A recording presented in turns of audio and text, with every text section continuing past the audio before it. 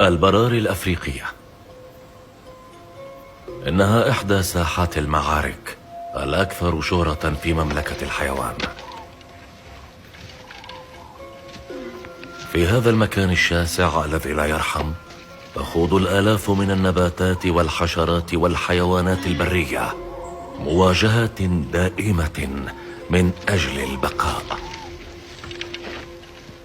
إن السافانا التي نعرفها في النهار تتحول إلى عالم مختلف تماما بعد غروب الشمس.